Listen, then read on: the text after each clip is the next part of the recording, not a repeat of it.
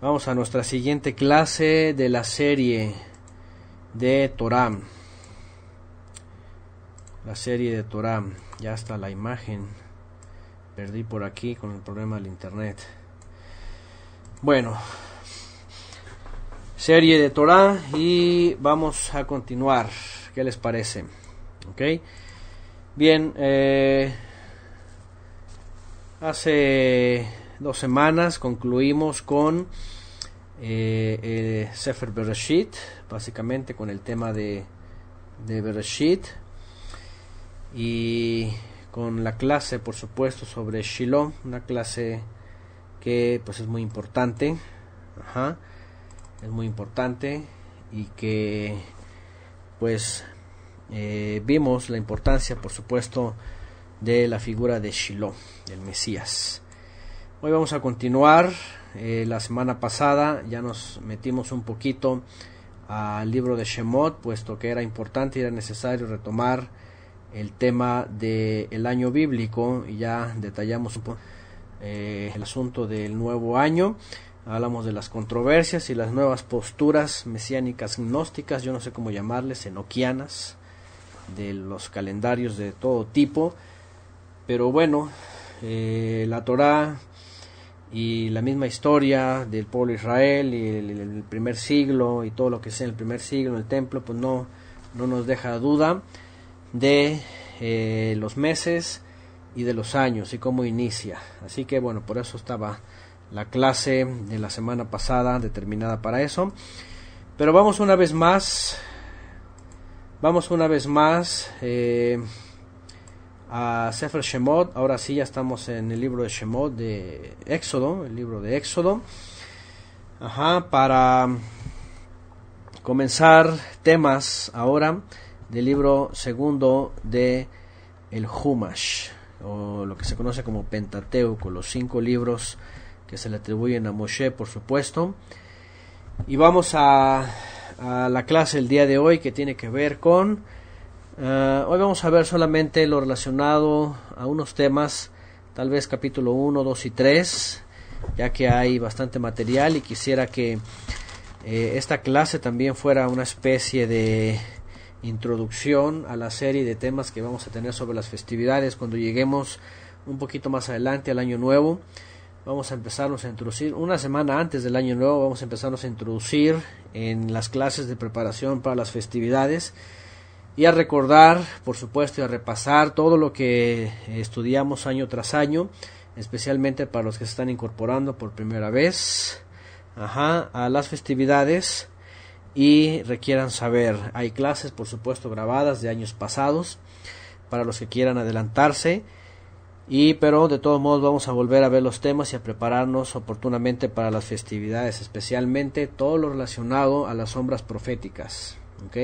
Vamos a hablar de eso, las fiestas, porque ahora, qué se hace ahora, qué significaban, qué significan ahora, qué hacemos, para quién, cómo, cuándo, en dónde, por qué, todo lo relacionado a las festividades.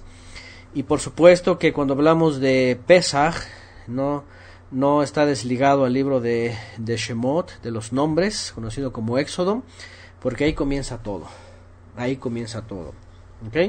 Entonces vamos a iniciar con el capítulo número 1 de Éxodo.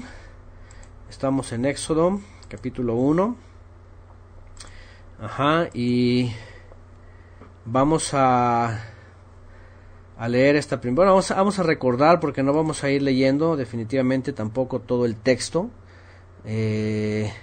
sino que vamos a ir recordando lo que es de importancia para nosotros en este caso, recordar y tomar como temas. Y bueno, hay bastantes temas aquí relacionados. Por supuesto que lo que vamos a ver aquí es posterior, ¿verdad?, a que el pueblo de Israel, o a que Jacob y sus hijos descienden a Egipto, a vivir a Egipto, después de que ya estudiamos aquella parte, ¿verdad?, de Yosef y todo lo que ocurrió en las sombras del Mesías, la muerte de Jacob y las profecías antes de su muerte relacionadas a Shiloh, lo cual ya vimos.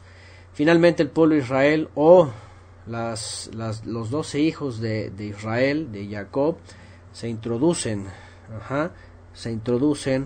a Misraim, a Egipto, y tienen una estancia ahí prolongada. Uno de los temas que hemos hablado antes, que es controversia hasta el día de hoy, es cuántos años estuvieron los israelitas en Egipto. ¿Saben eso? Lo hemos hablado antes. Y es que hay 3 posibilidades y el tema está candente, ¿ok?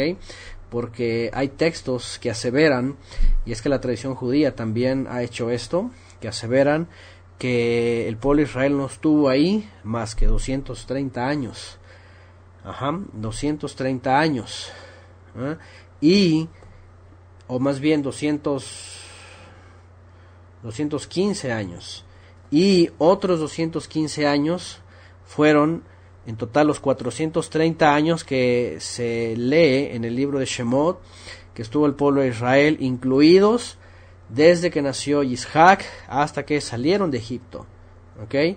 Ustedes saben que la tradición judía es muy puntual en esto.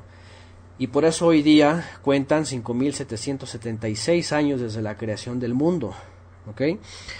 Pero está la controversia porque hay otros textos que literalmente aseveran que fueron 430 años en Egipto. Y bueno, analizando estas dos posturas, por supuesto que quienes... Y es que hay aquí algo muy interesante, ¿verdad? ¿Por qué? Porque incluso los antiguos creían, ¿verdad?, que la humanidad estaba dividida en edades. Y que 2000 años hasta Abraham y de Abraham hasta Mashiach otros 2000 años. Si le quitamos estos 215 años, por supuesto que queda una cifra corta, ¿no? Y si le quitamos esto al tiempo que cuenta el judío hasta el día de hoy, por supuesto que cuentan 5.776 años. Por otro lado, algunos creen que es verdadero que no estuvieron tantos años en Egipto, y mucho menos esclavos, porque estuvieron gozando de muchos privilegios desde que Yosef es gobernador de Egipto, todo el tiempo que vive él, hasta que aparece otro faraón que aparentemente los empieza a oprimir y los empieza a esclavizar. Entonces hay una serie de preguntas y de irregularidades también, ¿verdad?, en las posturas, porque por ejemplo, voy a hablar rápidamente de esto, porque no hay una conclusión, realmente no hay un consenso general. Ahí les va las posturas. Número uno, los cronólogos dicen que hasta la fecha estamos cumpliendo aproximadamente 6.000 años. 6.000 años. Y empiezan a contar las fechas, empiezan a ver aquí y allá. Por otro lado, dicen los judíos, no es así, ¿verdad? Porque cuando la Torá dice 430 años de esclavitud en Egipto, dicen ellos, el texto dice que desde la tierra de Canaán, es decir, desde Isaac, que es la descendencia de Abraham, porque así le dice, siempre tu descendencia estará como peregrina y será sometida a esclavitud y aflicción durante 400 años, y en la 4ª generación se librarán de eso. Ellos dicen que ese tiempo se tiene que contar desde Isaac hasta que salen de Egipto. Y es por eso que nos da 5.776 para ellos. Por otro lado, tenemos un problema porque cuando entra la cronología y entran los comentarios de los antiguos y sobre los tiempos, pues, ¿dónde están todos esos años que en otro conteo faltan? Bueno, ¿qué es lo que hacen algunos comentaristas? Dicen, bueno, está bien, es correcto eso, dicen ellos, pero ¿qué es lo que hacen con el tiempo de los jueces? Lo amplían. Y esos aparentes 215 años que le podrían faltar a la descendencia de Abraham, aparte de 415 años que estuvieron en Egipto, aparentemente, entonces los recorren y los meten en Moisés. Y ellos dicen que el tiempo de los jueces en realidad no es desde Josué hasta Samuel, sino dicen que es desde Moisés. Y entonces hacen un ajuste, ¿me entienden?, para que finalmente lleguemos al año aproximadamente 6.000. Es decir, Una teoría, que es la judía, se escucha convincente, pero acortaría y movería todos los tiempos proféticos del Eterno. De esta manera no estarían cumpliéndose el Olam de las naciones, 2000 años. ¿Me entienden? 2000 años no hubiera tampoco del Olam de Israel. Por otro lado, si metemos los 215 años y llegamos actualmente a más o menos 6000, entonces tienen que ajustar el tiempo de los jueces y extenderlo hasta Moisés para meter esos 215 años. ¿Me entienden? Y ya no son 400 años de los 400 y tantos años de los jueces, sino ya serían 600 y tantos años de los jueces. ¿Ok? Entonces, hay una serie de textos, así es, aquí están, por ejemplo, Éxodo 12:40, el tiempo de los hijos de Israel habitaron en Egipto fue 430 años. ¿Ok? Pero dicen que, por ejemplo, la Septuaginta, dicen que el texto dice en Egipto y en la tierra de Canaán. ¿Qué les parece? Éxodo 12:41, 430 años. Hechos 7:6 dice, descendencia será extranjera en tierra ajena, y que los reducirían a servidumbre y los maltratarían por 400 años. Unos dicen esto fue en Egipto, que es lo que nosotros conocemos. La tradición judía dice no, eso es desde Isaac hasta que salieron de Egipto, porque dicen ellos, dice tu descendencia andarán como extranjeros sin tierra. Ahí está, y se lo dice Abraham, dicen ellos, es a partir de Isaac, extranjeros sin tierra, después esclavizados, oprimidos hasta que salen. Entonces, bueno, déjenme decirles que hay exactamente, como dice aquí Mario Morales, un revoltijo. Bueno, independientemente de eso, ok, los acontecimientos se dieron. Es decir, Jacob y sus hijos descendieron a Egipto, estuvieron en Egipto, al final fueron oprimidos, ellos clamaron y ellos salen. El tema de hoy no está relacionado a la controversia, finalmente cada quien toma su postura, se agarra la judía, o se agarra la mesiánica y mueve el tiempo de los jueces, o si apuntamos 400 años en Egipto. Ahora, por otro lado, y eso lo hice, yo hice comentario también en el estudio de Torah que hicimos años pasados, que 200 años, fíjense, ¿cuántas personas entraron a Egipto con Jacob? ¿Se acuerdan? Lo dice Éxodo 1. Dice que fueron 70 en total. ¿Ok? Dice, todas las personas que le nacieron a Jacob fueron 70 y Yosef estaba en Egipto. Ok, 70 sí, pero más, por supuesto, porque después habla de las esposas que fueron, al final se cuentan como 75. Pero las que le nacieron a él, dice, fueron 70, las que le nacieron a él, ok, a partir de sus hijos. Después lo contamos a él y contamos a sus esposas y son 75 en total. Pero los que le nacieron a él son 70. Dicen algunos, 215 años estuvieron en Egipto y se hicieron 600,000 a pie, más mujeres y más niños. Casi algunos creen que sería cerca de los 2 millones de personas. Por otro lado, otros dicen, bueno, es muy poco tiempo para 2 millones de personas. Y por eso les digo, entran las controversias y otros empiezan a decir que no es posible, que tuvo que ser más tiempo.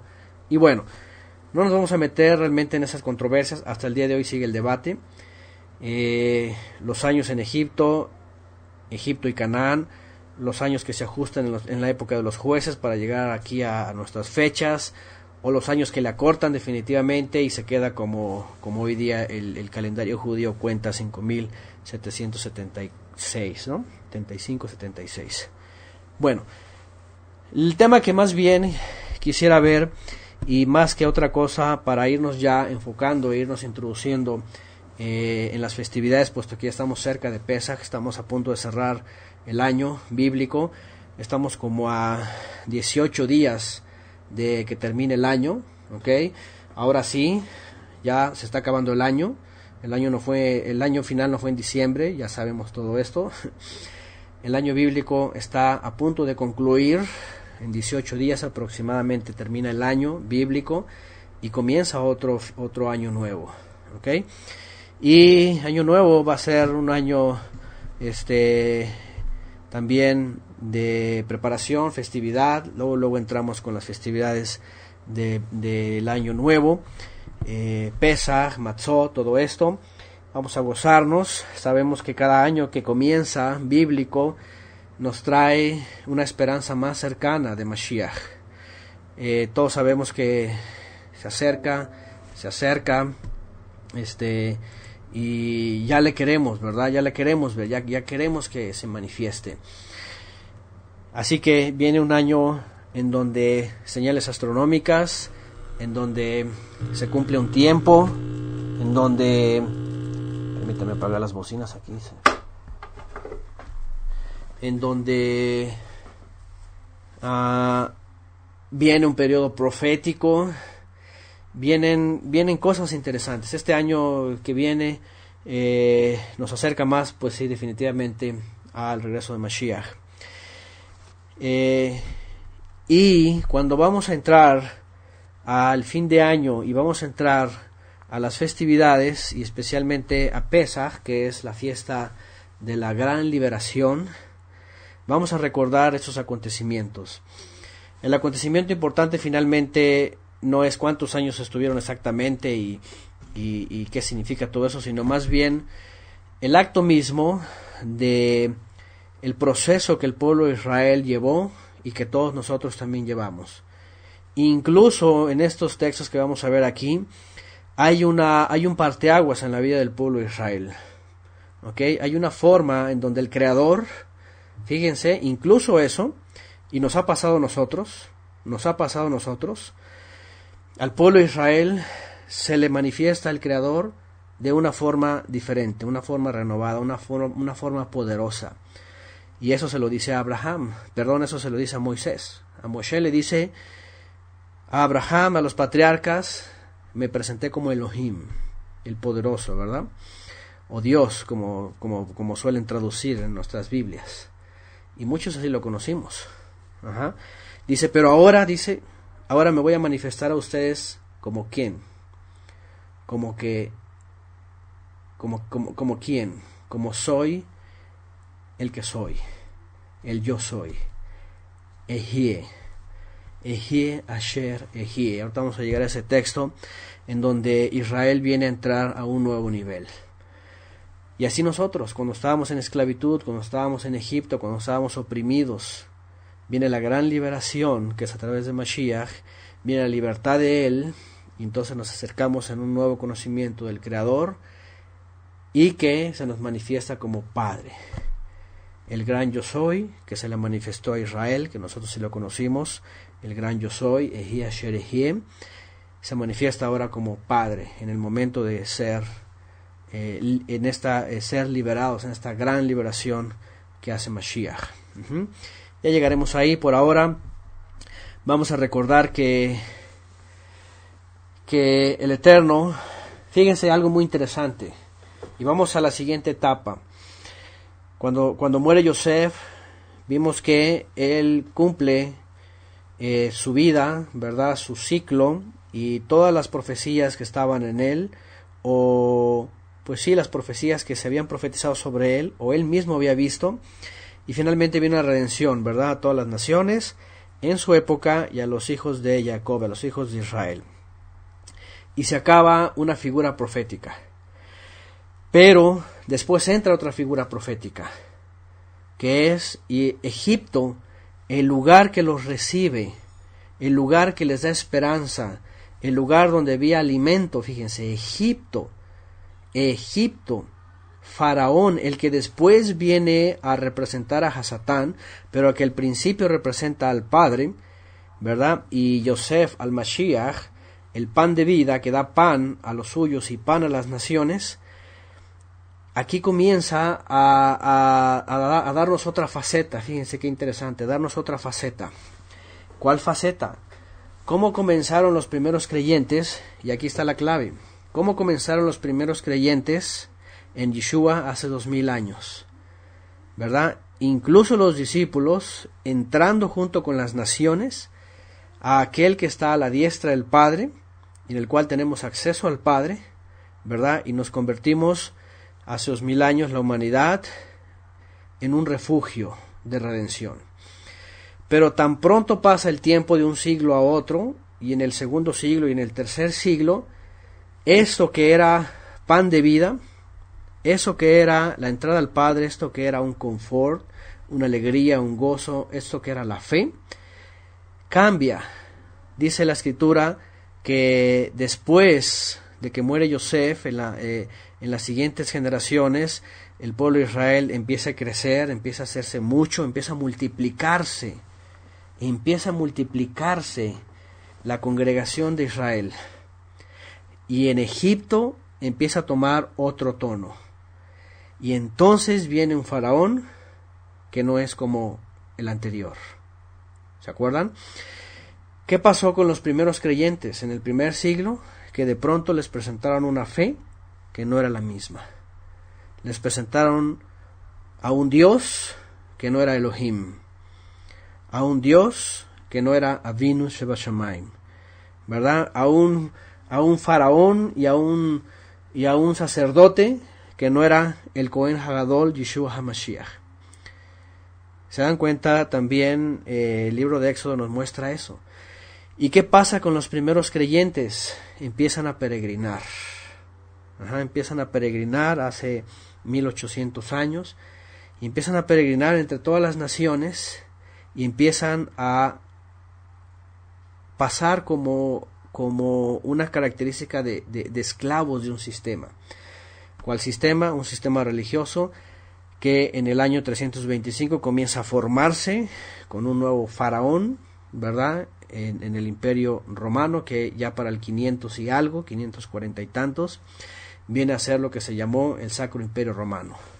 El sistema cristiano o católico, que es lo mismo, dirigido por un Pontífice Maximus, fue la primera vez que se le llamó así, Pontífice Maximus, y sujetando y esclavizando a los nuevos creyentes, aquellos que habían sido libertados, libres, empiezan a caer una vez más en una esclavitud. Y desde entonces, hace 1500 años, hasta hace unas pocas décadas, un nuevo faraón a nivel mundial, por supuesto, un pontífice falso que quiere sustituir a Mashiach, empieza a apoderarse de los creyentes, ya los tiene esclavizados con dogmas, tradiciones, religión, ritos, dogmas, etc. Y los empieza a afligir. Y viene una última generación en nuestra época que empezamos a clamar. Y empezamos a notar, y empieza a haber un despertar, y empieza a haber, y esto es lo que hemos platicado antes en otras ocasiones cuando llegamos a Pesach. ¿Cuál es la característica del verdadero Israel? Que no se conforma a este mundo, que no se amolda a este mundo, a estos sistemas, que empieza a clamar y empieza a decir, libérame, ¿verdad? Libérame, sácame de este sistema, enséñame tu verdad, enséñame tu camino, enséñame, como el canto, ¿verdad? Su hermano Guillermo Grande, muéstrame tus caminos, instrúyeme mi Elohim, ¿verdad? Y empezamos a clamar y empezamos a decir, ábreme los ojos para ver tu luz, muéstrame tu kabod. Ciertamente estábamos velados, ¿verdad? Y este sistema que se llama Egipto, ¿verdad? A nivel mundial, que tiene un sumo pontífice, ¿verdad? Nos tenía esclavizados, nos tenía vendados, ¿verdad? Nos tenía oprimidos y ni siquiera podíamos clamar al Creador. Estábamos sujetos y estábamos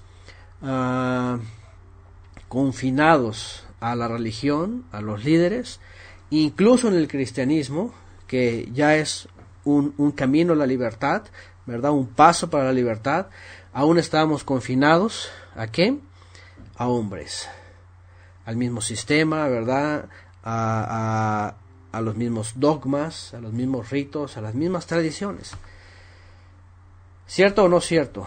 ¿Cuántos creen en nuestra vida antigua que estábamos esclavizados a días, a fiestas paganas, a fechas, a calendarios, a, yo qué sé, fiestas patronales, años nuevos falsos?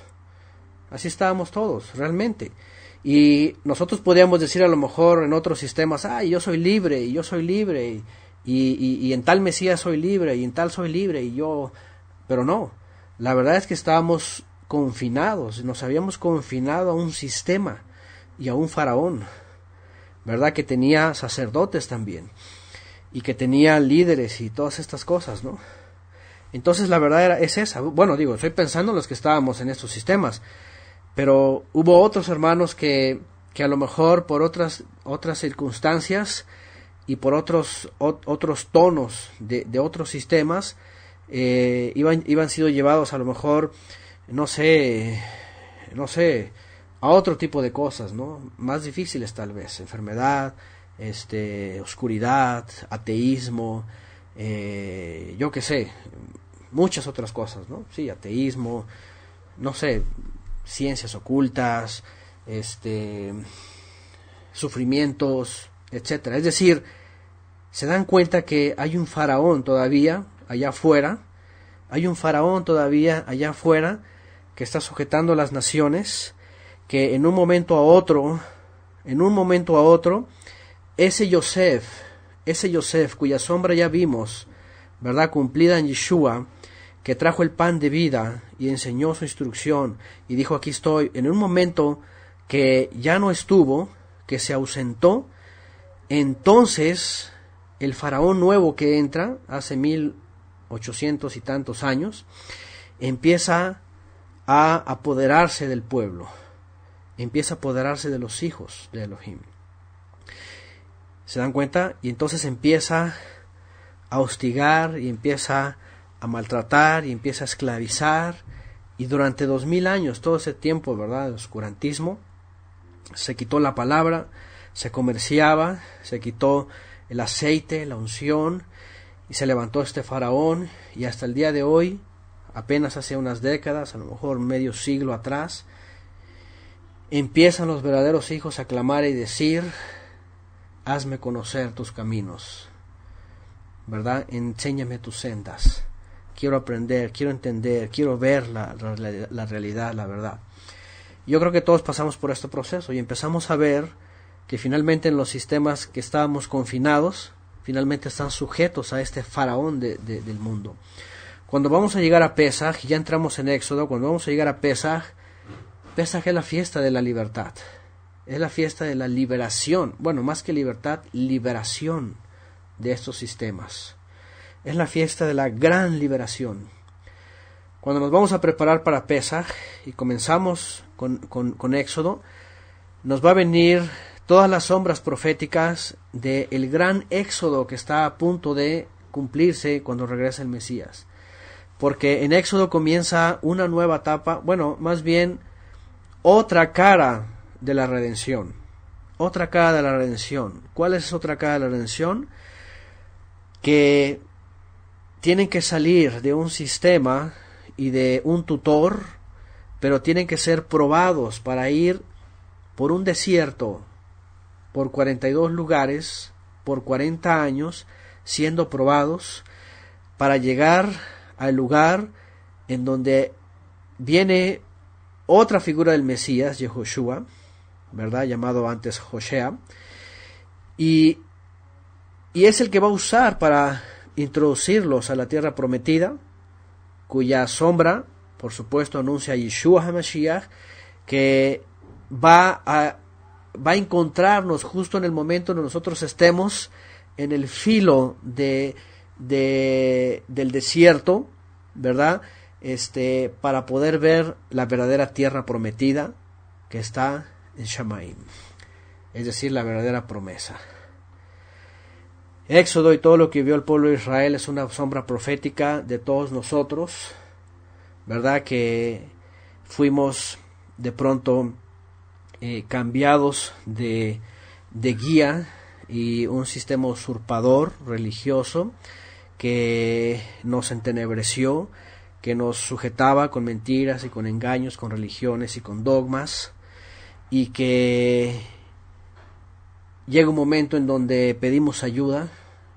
Yo no sé quiénes de todos ustedes, al menos en lo personal me pasó, y lo digo en mi testimonio, ¿verdad?, que llega un momento donde no hay respuestas, en donde todos los sistemas a donde vamos, a las iglesias a donde íbamos, es que está igual, y es que pues aquí lo mismo, y cómo lo vamos a cambiar, no pueden cambiar, no quieren cambiar, y vamos a otro lugar y es lo mismo, ¿y qué hacemos? ¿Y qué es lo que hacíamos? No sé ustedes, pero finalmente dijimos, pues yo en mi casa serviremos al Eterno. Y vamos a buscar la verdadera familia. Y vamos a buscar en la palabra. Y vamos a servir al Creador desde casa. Y a buscar a la verdadera familia y a buscar las respuestas en la Escritura. Y empezamos a clamar. Y empezamos a decir, Padre, dame esta respuesta. Padre, enséñame tus caminos, muéstrame tus sendas. Padre, enséñame al Mesías verdadero, a tu Hijo. ¿Y qué pasa? Y empieza a venir la revelación, empieza a venir el agua fresca, empieza a venir. Y empezamos a salir de esos 40 años y esos 42 lugares, alegóricamente, en los que habíamos estado en ateísmo, en perdición, o en vicios, o en religiones, o en denominaciones, o en filosofías, o en sectas, o en lo que sea, y empezamos a ver la claridad de la luz. Y empezamos a discernir, ¿verdad?, que este mundo es un gran Egipto, y está sujeto a un faraón, a un gran pontífice, y maneja por supuesto muchos más brazos, ¿verdad?, y el poder que tiene y que ostenta es de las tinieblas, con gran engaño, como dice Mashiach y como dice Shaul también en la carta a los tesalonicenses. Entonces, Shemot, el libro de Shemot, conocido como Éxodus o Salida, nos empieza a enseñar esta sombra, ¿verdad? Vamos a la escritura, vamos a leer esta parte. Dice...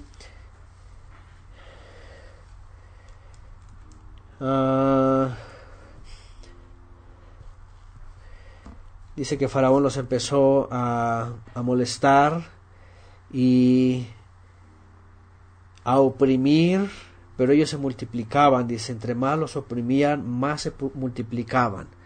Eso es muy interesante porque los que hemos salido de esos sistemas, ¿verdad?, desde el Vaticano hasta los que están acá en todo el mundo, ¿verdad?, hijas del sistema más grande, ¿qué pasaba? Y yo creo que aquí está la experiencia de todos ustedes. ¿Qué pasa y qué pasaba en la medida que uno busca y uno pregunta y uno empieza a decir, a ver, ¿por qué esto? A ver, ¿por qué el otro? ¿Qué pasa con esos líderes? ¿Se ponen contentos? ¿Nos empiezan a felicitar? ¿Qué pasa con esos líderes? Están alegres porque estamos encontrando la verdad y ¡ay, qué bueno! Mira, qué bueno, crece. Empiezan a oprimirnos, ¿verdad? Se enojan, dice acá, se molestan y empiezan la opresión y no, y estás mal y te está saliendo la cobertura y saliste de la gracia y todo esto, ¿verdad? Guarda silencio, ya no hables nada y no digas nada y empiezan a hacernos a un lado y empieza la opresión. Qué interesante porque dice aquí que entre más los oprimían, más se multiplicaban, más crecían, más. Dice, pero cuanto más los oprimían, tanto más se multiplicaban y crecían, de manera que los egipcios temían a los hijos de Israel. Déjenme decirles algo, apenas vi un video, de esos que andan publicando ahí en el Facebook, un ministerio de un pastor evangélico así recalcitrantemente trinitario y cristiano, bien enojado, obviamente porque el movimiento mesiánico, ¿verdad?, tiene muchos peligros, pero no así la raíz hebrea y toda la riqueza de la fe desde el concepto hebreo. Bueno, este pastor está tan molesto y empieza tanto que hasta decir que el nombre de Jesús, ¿verdad?, es el más bíblico desde el griego, y que decir Yeshua es como decir un falso Mesías, y así como que es un peligro y está Satanás ahí.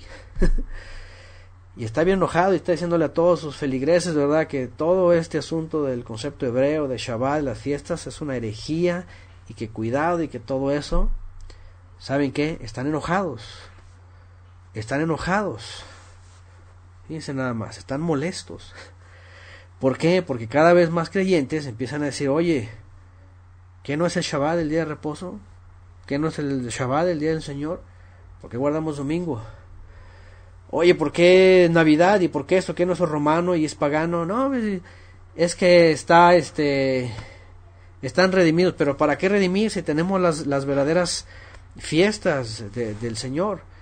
Y se empiezan a enojar. Y se enojan, así es, les queda poco tiempo. Y no les queda más que insultar ya el nombre de Yeshua. Fíjense nada más. Es decir, ¿qué tiene de malo que un creyente en la Biblia, en la Escritura, en el Eterno diga, oye, pues si al Mesías le decían Yeshua, ¿ok? Le decían Yeshua, ese es un nombre bíblico, hebreo, es Yeshua.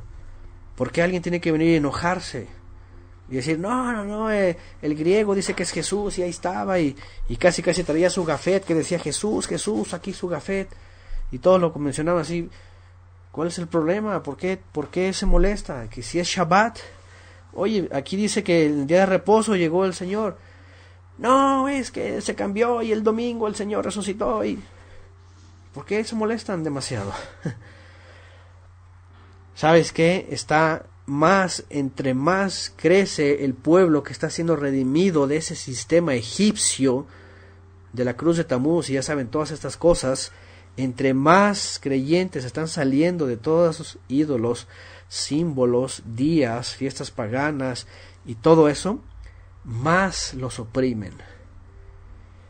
Pero ¿saben qué? Más va creciendo ese remanente que ha de salvarse. Ha de salvarse. Yo creo que esto, todos los que estamos aquí, sabemos y lo hemos experimentado. Nadie que está aquí no ha pasado por esto. Nadie que está aquí no ha experimentado esto. Es decir, todos hemos experimentado esto. Todos. Ya sea con familiares, ya sea con los líderes o los ministros o como se les llame, reverendos o como se les llame. Pasa esto. Ajá. Ahora, dice aquí, los egipcios hicieron servir a los hijos de Israel con dureza y amargaron su vida con dura servidumbre en hacer barro y ladrillo y en toda labor del campo y en todo su servicio, al cual los obligaron con rigor. Ahí está. ¿Qué es hacer barro y hacer ladrillos? Qué interesante. El sistema egipcio babilónico religioso obligando a los creyentes a trabajar la tierra. Ya saben, para hacer barro se necesita agua, que simboliza la palabra, pero a la vez simboliza, agua es la palabra y tierra es el hombre. Y esta mezcla es las religiones, denominaciones, teología, como se llame. Palabra revuelta con teología, que es del hombre, y con eso edificar. Fíjense nada más. Yo creo que todos vivimos, también experimentamos eso. Cuando estábamos en esos sistemas confinados, ahí en esclavitud, oprimidos, nos obligaban a revolver la palabra con la teología y órale, edifica, construye tu fe. Y ahí están las confesiones de fe, ¿verdad? Ya está el catecismo, ya están los libritos de Sígueme y no sé cómo se llamaban todas estas cosas que yo llegué a ver y me hacían hacer esta revoltura. Toma de la palabra, pero mira, métele de acá del teólogo, este teólogo dice, y una mezcla, y así va edificando, y así va edificando. Yo estaba haciendo un castillo dispensacionalizado, así, revolviendo palabra con Darby y todas estas posturas, ya saben, y una revoltura así, y edificar así una construcción que cuando volteé la palabra y vi la verdad, se cayó así, se cayó ese edificio falso. Eso es lo que nos hacían construir, oprimidos, esclavizados y paganizados con días extraños, y todavía haciendo una revoltura de agua, que es la palabra, con tierra, que es la teología, para construir para ellos, para construir para ese sistema, algo para ellos nada más. Dice, y en toda la labor del campo afuera, no en el hogar. Ustedes saben que esos lugares, como los sistemas educativos afuera, es como el campo cuando salía Esaú, ¿se acuerdan? Al campo, fuera de su hogar, fuera de su casa, todo lo hacían afuera y se valían de las cosas de afuera. Y trabajar en el campo, la tierra afuera, eso significa despegarte de tu núcleo familiar en donde comienza la fe. Despegarte de tu núcleo familiar donde comienza la fe y el servicio al Creador.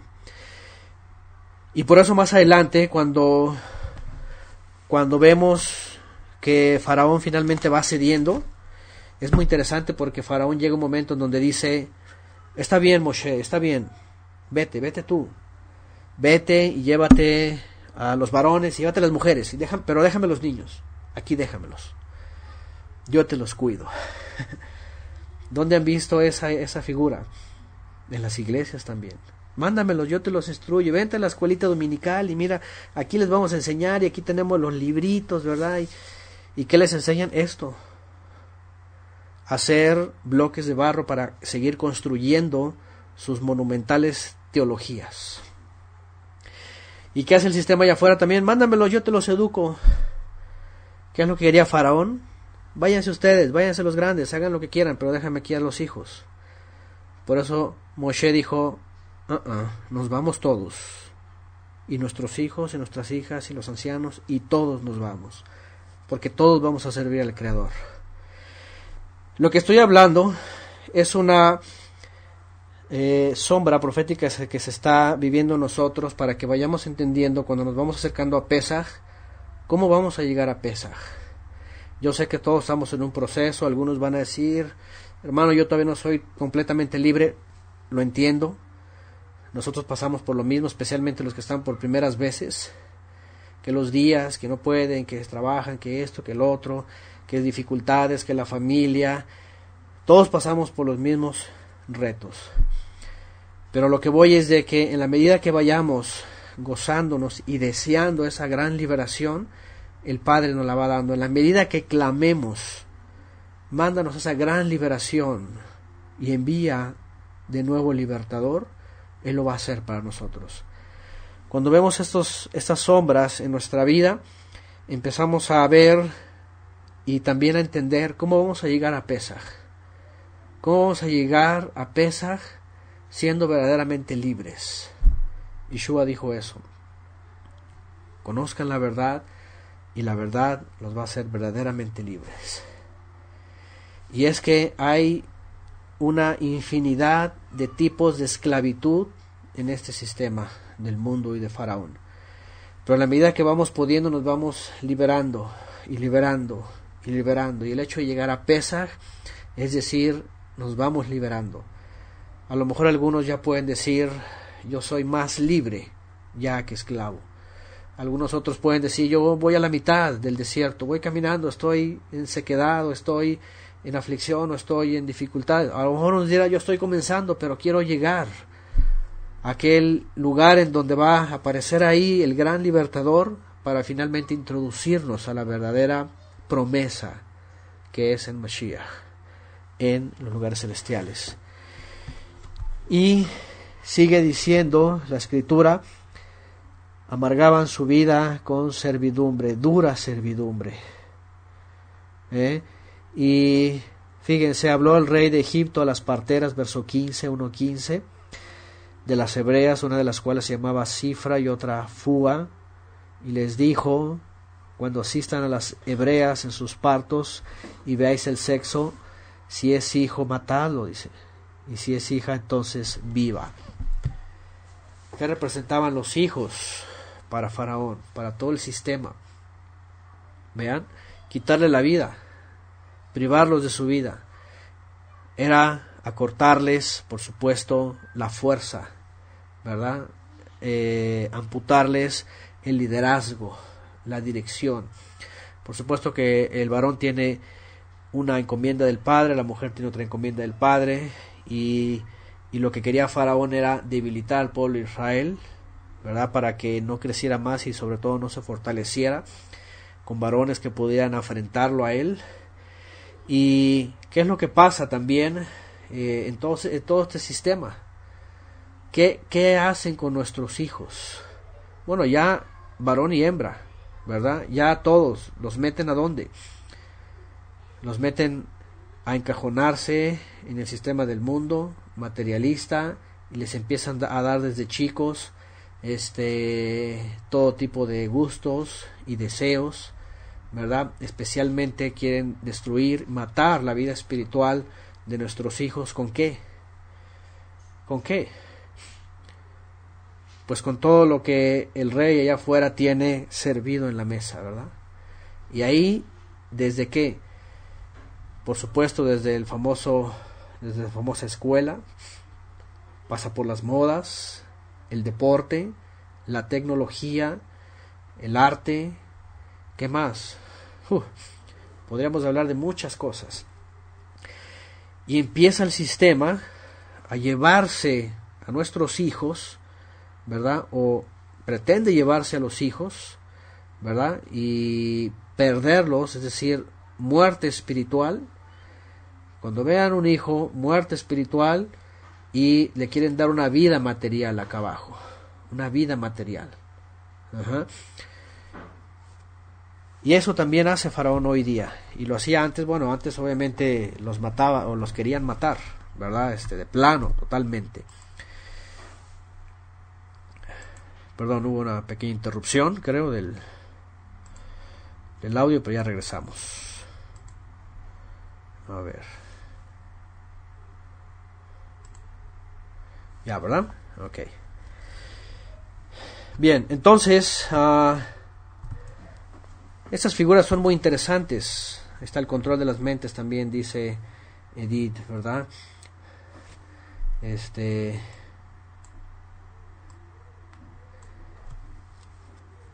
Ok, estoy leyendo también aquí los comentarios. Bien, vamos a seguir viendo. Dice que las mujeres hebreas, las parteras, tuvieron temor de Elohim. Tuvieron temor. Algo que hace falta en nuestra generación, a muchas madres que todavía no han entendido cómo opera este gran faraón en todo el mundo y su religión, es falta de temor a Elohim. Cuando ven a sus hijos, cuando tienen a sus hijos. Y yo creo que eso es una cosa que hay que reconsiderar todos. ¿Ok? Hay que reconsiderar todos. Temor de Elohim es que una mujer, ¿verdad? Que empieza a procrear, a tener hijos, se entienda de su papel y de su propósito, y por querer vivir para ella, entregue a sus hijos a los sistemas. Ya saben, todo comienza desde chiquitos, ¿verdad? Ya hay maternales, guarderías de tiempo completo, luego las escuelas de tiempo completo, y luego van a las universidades y todas estas cosas. Hace falta temor para decir qué responsabilidad tengo de esta alma, de este ser que viene enviado del Creador, y un alma que qué cuentas voy a dar el día que sea llamada a la presencia, ¿verdad? Como madre que fue, como instructora. Y los padres también, por supuesto, ¿no? Los padres, los varones, ¿no? Entonces, estas mujeres, al contrario, ellas tuvieron temor y decían, no podemos dejar que este sistema lleve la perdición a los varones, lleve la perdición a esta descendencia. Y tuvieron temor de Elohim, porque sabían que el Eterno estaba con ellos, ¿verdad? Y los iba a bendecir. Y sabían, por supuesto, también la promesa, ¿no? A Abraham, ¿verdad? Quien bendiga será bendito, quien maldiga caerá maldición. Fíjense nada más. Así es, como dice aquí, desde los 40 días de nacido, fíjense. Ya el sistema ya los quiere tomar. Es más, el sistema los quiere matar desde que nacen. ¿Cierto o no cierto? Luego al día o no sé cuánto tiempo, una vacuna. Y luego la triple, y luego quién sabe cuántas, y luego al mes, y vacuna tras vacuna, y tómale esto, y métele esto, y... ¿Me entienden?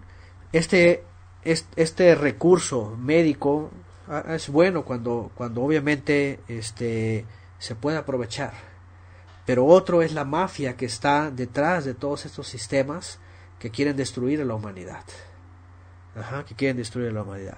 Así es como dice Escobar, desde antes ya están amenazados. Los abortos, el aborto no es otra cosa, aquí está Faraón. Que una idea del Faraón, ¿verdad? Que gobierna este mundo. Finalmente es Satanás. Es Satanás el que es el Faraón de este mundo. ¿Y qué es lo que quiere hacer? Eres libre. Toma tu decisión. Puedes tenerlo o no tenerlo. Ahí no importa la nueva criatura. Ahí importa la madre. Y dicen tú, si quieres deshacerte, deshácete de él. ¿Se dan cuenta? Ya desde entonces ya están amenazados los hijos. Tu cuerpo es tuyo, dicen, ¿verdad? Algunas personas. Hoy la nueva, ¿cómo le llaman? Sociedad pensante, desarrollada. Imagínense, nada más. Eso le llaman desarrollo. Y ya lo han hecho, así es, ya lo han legalizado en muchos países. Y bueno, pero ¿qué va a haber cuando hay temor y las mujeres verdaderamente quieren guardar la vida? Va a haber bendición. Aquí dice, Elohim hizo bien a las parteras, y dice, el pueblo se multiplicaba y se fortalecía de gran manera. Ahí está. En el capítulo 2 vemos nada más y nada menos que el producto de la fe. Cuando ellas tuvieron fe y dijeron, esto no puede ser porque no es aprobado por el Creador, viene una gran bendición. ¿Y cuál fue esa gran bendición? No solamente para ellas, sino a lo mejor para su descendencia y para todo el pueblo. Pues el nacimiento de Moshe, nada más y nada menos. El nacimiento de aquel hombre que el Padre iba a llamar, a capacitar para enviarlo como el gran libertador. ¿Qué hubiera pasado? Y ahí va, dentro del pueblo de Israel, dentro de la historia de Israel, ¿qué hubiera pasado si no hubiera habido un remanente después del exilio? ¿Qué hubiera pasado con las mujeres israelitas? Que se hubieran entregado al materialismo, a la filosofía griega, a la modernidad romana, ¿verdad? ¿Cómo se llama? Al sincretismo, que se hubieran entregado simplemente al sistema. No hubiera habido mujeres como Miriam, que era obediente, que era obediente, así es. Imagínense que todo hubiera corrido en manos de gente sin temor al Todopoderoso. ¿Qué hubiera pasado si todo hubiera corrido en manos de gente sin temor al Todopoderoso?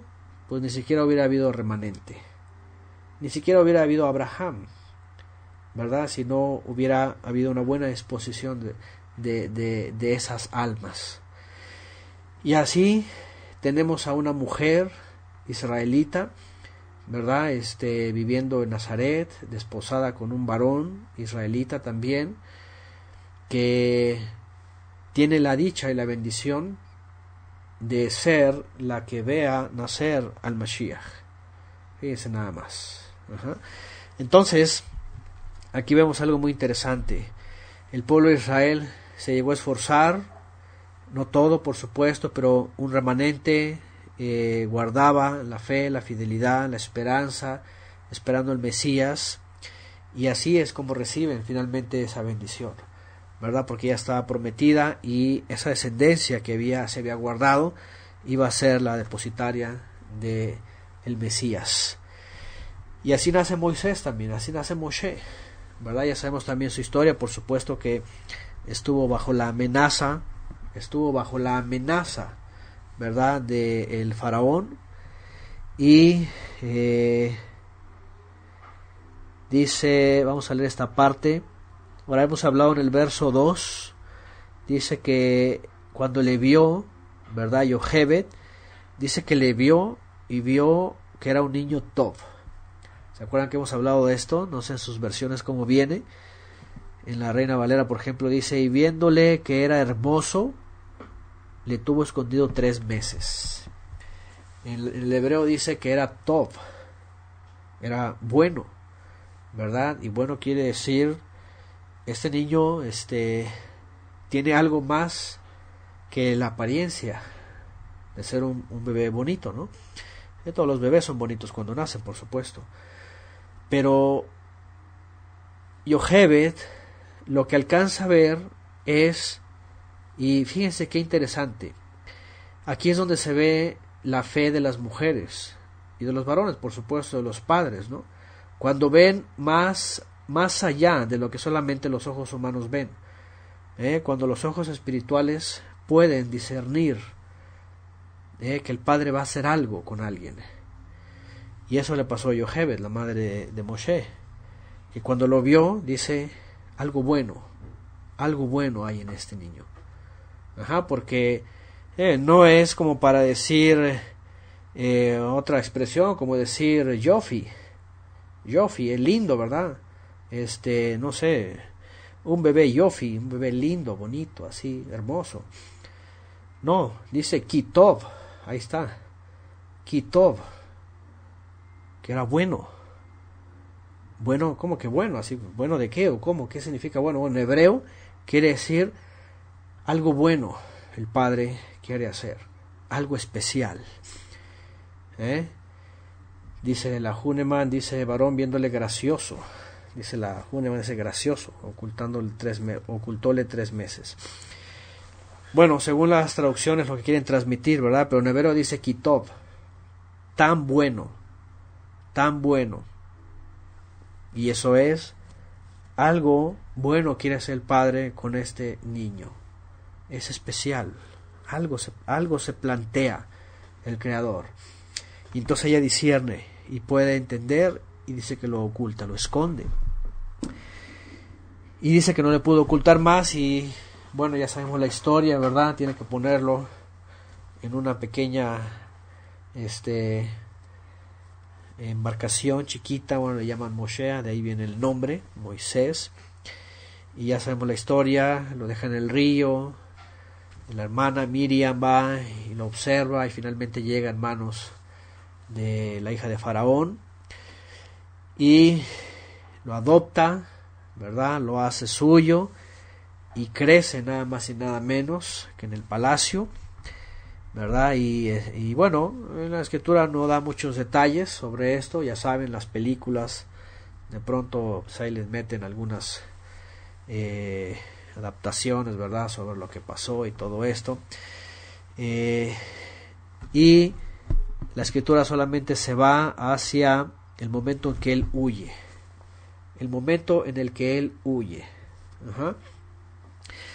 Sabemos que él sabía, por supuesto, de dónde era, quién era su pueblo, ¿verdad? Porque él entiende, dice que salía a ver todo lo que pasaba. Dice, ahora por otro lado también, al final de cuentas lo educa a Yochebed, lo educa a su mamá, ¿verdad? Sabemos que la escritura dice que la hija de Faraón mandó a llamar a Yochebed para que lo amamantara y para que lo alimentara hasta que lo destetara.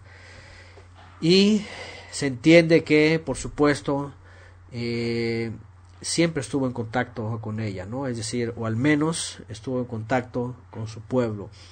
Y es por eso que cuando vemos lo otro, ¿verdad? Sabe, dice lo que estaba pasando, dice en el 11, en aquellos días, 2:11 de Éxodo, sucedió que creció ya Moshe, salió a sus hermanos y los vio en sus duras tareas y observó a un egipcio que golpeaba a uno de los hebreos, sus hermanos.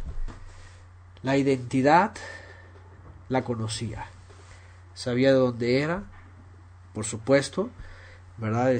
Así había crecido, entendía que lo había adoptado la hija de Faraón y que pertenecía a la casa real, pero sabía de dónde era.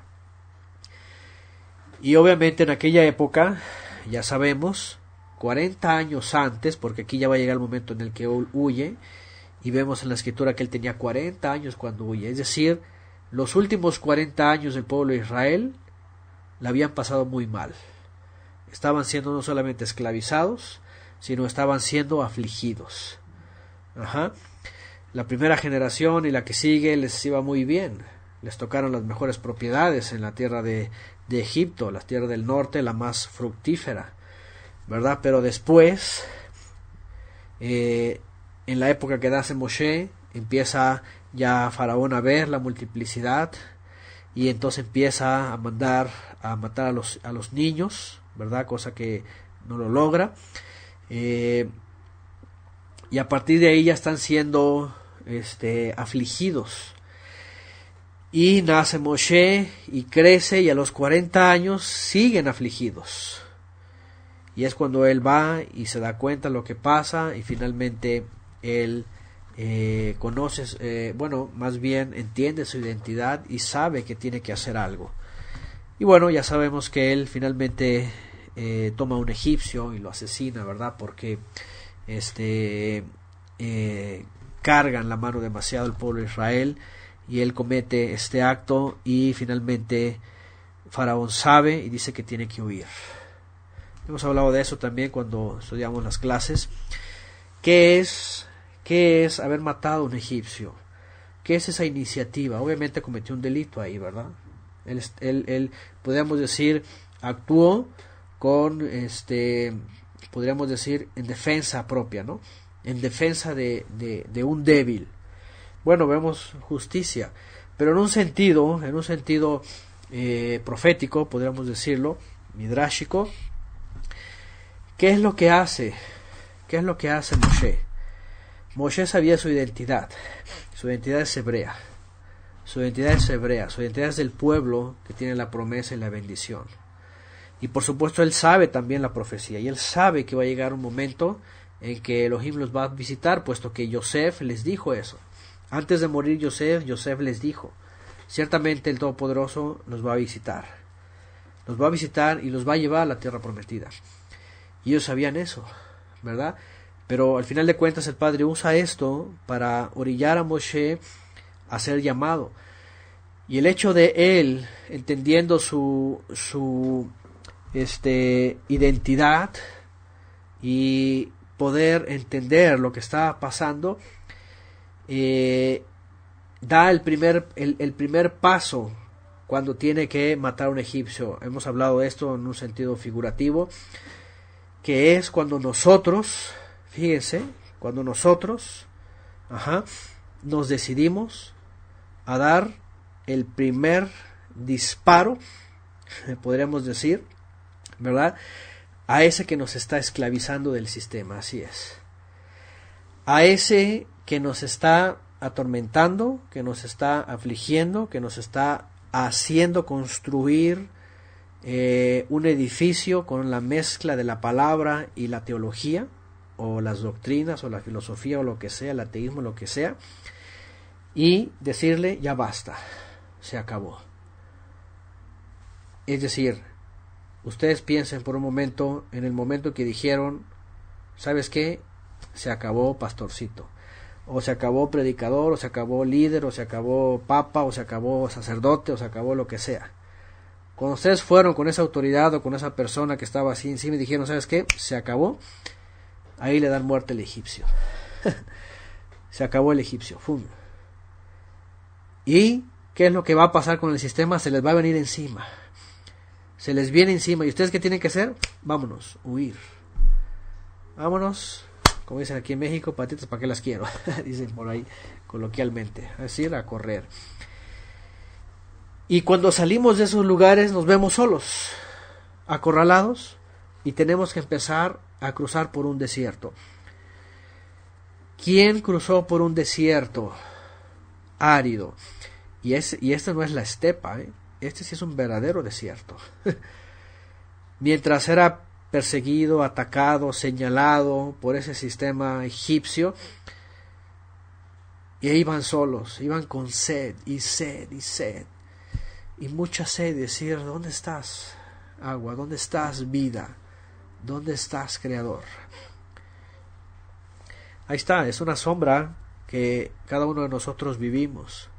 Cuando le damos fin a ese primer egipcio, se nos viene encima, ¿verdad?, el mundo religioso, las autoridades religiosas. A ver, ¿qué pasó contigo? Salimos a la huida. Y en la huida viene la prueba. Fíjense, muchos creen que van a recibir premios y galardones y va a ser felicidad y todo, cuando se desafía el sistema, y creen que las cosas van a estar bien. Por eso hacen esas cosas de la prosperidad y todo eso, y que pare de sufrir y todo eso. Es una falacia, pero del tamaño del universo.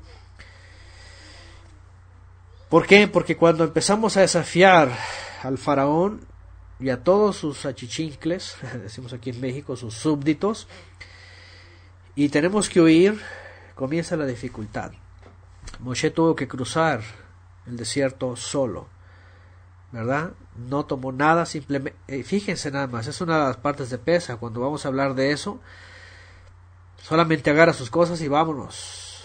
Ni la masa leudó, dice la escritura, ni la masa siquiera pudo leudar. Por eso comen matzot. ¿Qué hizo Moshe?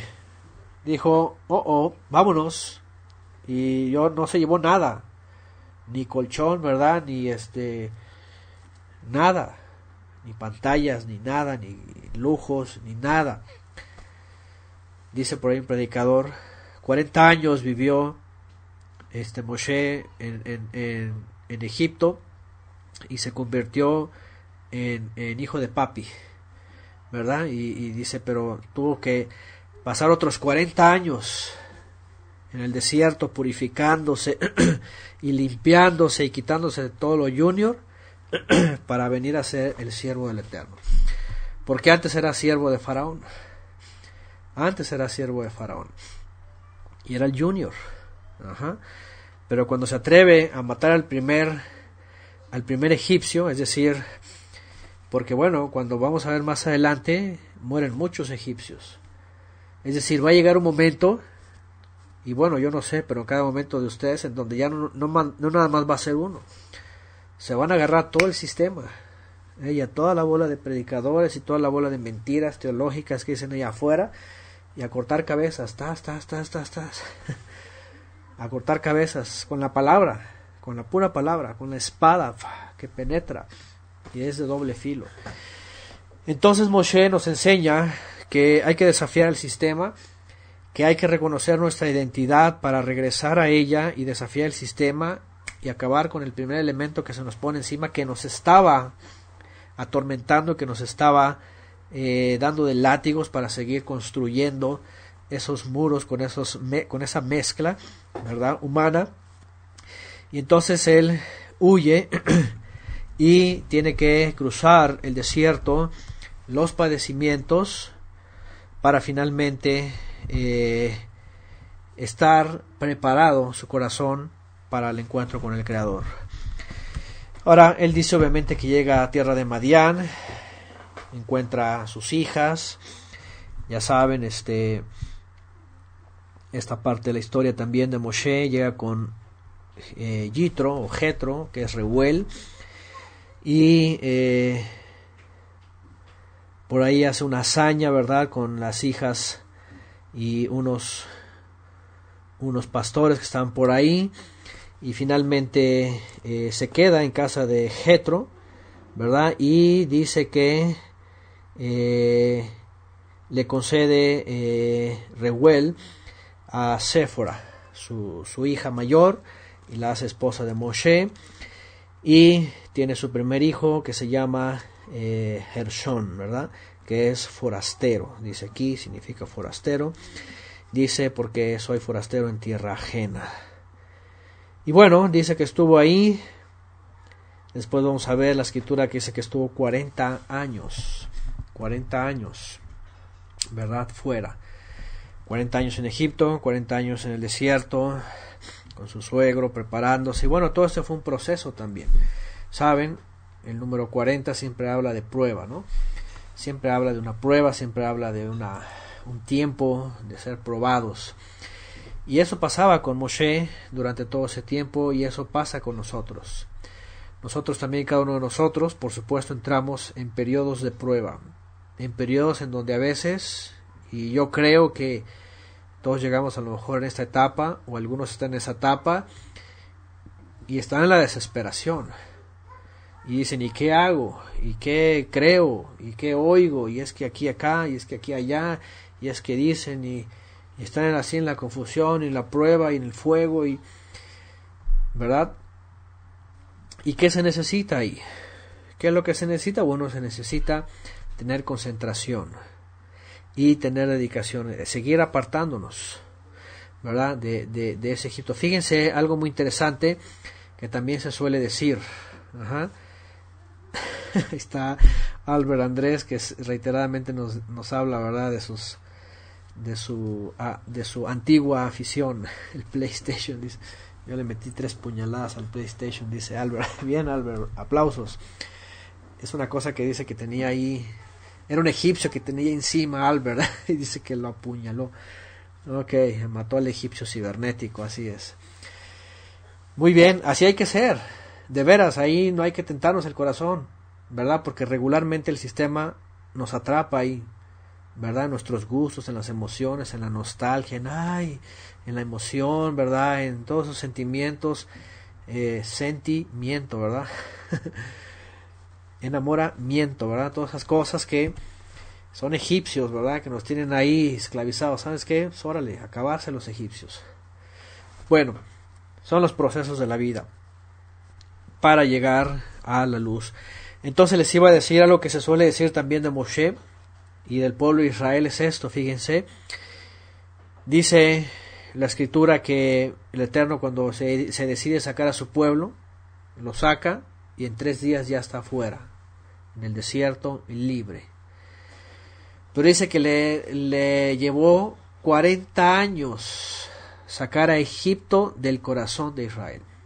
Es decir, físicamente el pueblo lo sacó en 3 días, ya estaban afuera, pero le duró 40 años para sacar de Israel dentro de su corazón a Egipto. Y es que tuvo que ser lo mismo con Moshe. ¿Cuántos años estuvo Moshe fuera de Egipto? ¿Cuántos estuvo en el desierto? Quitándose todo lo junior, ¿verdad? Quitándose todo lo fino y lo delicado para hacerse un pastor, el pastor de Israel. 40 años, fíjense nada más. Por eso a veces las personas les digo, cuando me preguntan y todo eso, con calma, mientras hay tiempo, con calma, sin desesperación, ¿verdad? Ir poco a poco. Fíjense, las cosas no se dan tan rápido, y menos cuando fuimos instruidos en ese sistema egipcio por años y años y años. Imagínense los que han estado y vaciar todo este jarro para volver a llenarlo. Bueno, es poco a poco. Incluso cuando toman un recipiente con líquido y le empiezan a echar agua, por ejemplo, tiene agua sucia y le empiezan a vertir agua limpia, de aquí que el agua limpia entre y expulse la que está contaminada, la que está sucia, se lleva tiempo, ¿cierto? Ustedes han hecho esto con el vaso, ¿verdad? Y es muy interesante porque una empieza a expulsar la otra, pero es tiempo, y más agua. Entre más agua limpia, menos contaminada, hasta que sale completamente toda la contaminada. Entonces es un tiempo, es un proceso que todos vamos llevando poco a poco, más agua. Hay unos que nos echamos a lo mejor el jarrón así, ¿verdad? Encima, y otros que van a cuentagota, pero al final de cuentas nos damos cuenta aquí que Moisés finalmente fue capacitado en todo por 40 años. No fue el siguiente año, No fue, oye, tómate unos meses y vas a regresar. No, 40 años, 40 años. El 40 pues es un número de prueba, es un número de ser probado, y todos nosotros llevamos un lapso de tiempo para ser probados también y poder llegar al encuentro del Creador. Y en el capítulo 3 viene justamente esto, ¿verdad? Dice, antes de llegar al 3, en el 2:23 dice: aconteció que después de muchos días murió el rey de Egipto, y los hijos de Israel gemían a causa de la servidumbre, y clamaron, y subió a Elohim el clamor de ellos por motivo de su servidumbre. Y oyó Elohim el gemido de ellos, y se acordó de su pacto con Abraham, Isaac y Jacob, y miró Elohim a los hijos de Israel y los reconoció. Fíjense nada más. Ya estaban siendo oprimidos, y mandó a las parteras a matar a los varones, y no lo hicieron, y vino la bendición de Moshe. 40 años y seguían siendo atormentados, oprimidos. Viene lo de Moshe, huye otros 40 años y seguían clamando. ¿Cuántos años pasaron, al menos de los que tenemos registro aquí, de una esclavitud y una aflicción directa y un gemir del pueblo de Israel? 80 años, fíjense nada más. 80 años. Bueno, cuando va Moshe, obviamente por el pueblo, y los lleva hacia afuera, otros 40 años. O sea que Moshe se llevó 40 años en Egipto, 40 años en el desierto para ser entrenado, y 40 años aguantando a una bola de quejumbrosos en el desierto, ¿verdad? Ese Moshe es tremendo. Bueno, muy interesante. Y dice, ahora sí en el 3, dice que apacentando Moshe las ovejas de Jitro, su suegro, ministro de Madián, Cohen, la palabra en hebreo es Cohen, ministro, llevó las ovejas a través del desierto y llegó hasta Joreb, al monte de Elohim. Y se le apareció, ¿qué dice? ¿Quién se le apareció? Qué interesante. El ángel, el mensajero de Elohim. ¿Quién fue este? Es Mashiach, nada más y nada menos. Yeshua, se le apareció el mensajero de Elohim portando el nombre de Elohim. Se le manifestó ahí, fíjense nada más. Así como se le manifestó a Abraham, así como se le manifestó a Jacob, así como se le manifestó a los antiguos. La imagen visible, y en realidad ni siquiera se le mostró ahí. Se le mostró hasta cuando entrega la Torah, ¿se acuerdan? Ahí solamente habló. Ahí solamente la palabra, fíjense, la palabra del Eterno, ahí estaba, ahí habló. Como les he dicho en otras clases, el Eterno no necesita hablar. Él transmite todo en su poderosa voluntad. Pero para manifestarse a su creación, ha creado, ha emanado a su Hijo, y se manifiesta a través de él y habla a través de él. Esa es la palabra que se hizo carne. Bueno, ahí dice, no dice que se le apareció el Eterno, dice que se le apareció el ángel del Eterno en una llama de fuego en medio de una zarza, y él miró y vio que en la zarza ardía en fuego, pero la zarza no era consumida. Eso es lo que le llama la atención. Entonces Moshe dijo: iré yo ahora y veré esa grande visión, porque ¿por qué causa la zarza no se quema? Y vean lo que dice: viendo el Eterno que él iba a ver. Bueno, ¿era el ángel del Eterno o era el Eterno? Eso es lo que muchos todavía no entienden hasta el día de hoy, así de veras. Por más que leen, no, es que es el mismo. Es el ángel del Eterno, pero obviamente porta el nombre, como lo vamos a ver más adelante. He aquí, mi mensajero va delante de ti, dice, lo vamos a ver más adelante, témele a él porque él no te va a perdonar, él lleva mi nombre, dice. Él lleva mi nombre. Eso es lo que los antiguos decían ¿verdad? Que Mashiach tiene la autoridad del Padre y se manifiesta a la creación portando su autoridad, pero lo que él quiere simplemente es manifestar la voluntad del Eterno. En el contexto hebreo es muy fácil entender esto, ¿verdad? No es que sean dos, ¿verdad? No es que sean dos, sino que el que es uno y único, para poderse mostrar esta creación caída, lo necesita hacer a través de un mediador. Porque como dice la Escritura, no puede él aparecer. Por favor, si la Kabod HaElohim apareciera así de plano, ¿qué pasaría con todos nosotros? Fulminados a la primera, así de plano, fulminados. Peor que extinción, ¿verdad? Humana, o sea, una fulminación así, nos destruye, así de rápido nos desaparecemos. ¿Me entienden? Y por eso él envía a su mensajero, ¿verdad? Y por eso dice la Escritura que veían como si vieran al invisible. El invisible no se puede ver. ¿Y cómo se puede ver solamente? El Hijo le ha dado a conocer. El Hijo le da a conocer. Bueno, entonces dice que el Eterno le dijo, ¿verdad? Viendo el Eterno que él iba a ver, lo llamó. Dice Elohim en medio de la zarza y dijo, Moshe, Moshe, 2 veces. Moshe, Moshe, algo característico en la Escritura de cuando es llamado a alguien de parte del Eterno, 2 veces, ¿verdad? Es muy interesante esto. Es una forma de un llamado firme, ¿verdad? La Escritura dice, no admitirás algún hecho a menos que sea por 2 o más testigos. Y cuando habla 2 veces quiere decir, te estoy hablando de veras. Moshe, Moshe. Y él respondió, Hineni, heme aquí. Y dijo, no te acerques, quita tu calzado de tus pies, porque el lugar en que tú estás es tierra Kadosh.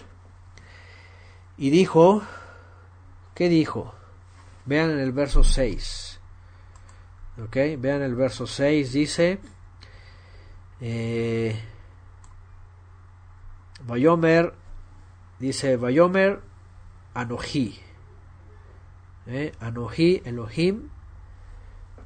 Dice, yo soy el Elohim de tu padre, el Elohim de Abraham, el Elohim de Isaac, el Elohim de Jacob.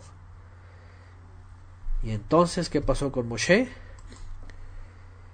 Dice, y Moshe cubrió su rostro porque tuvo miedo de mirar. Por supuesto, ya sabía que si alcanzaba a presenciar, ¿verdad?, al invisible, y se moría. Anoji, Elohe Abraham, Elohe Isaac, Elohe Jacob. Anoji, acuérdense que hay 2 formas que el Creador usa para presentarse.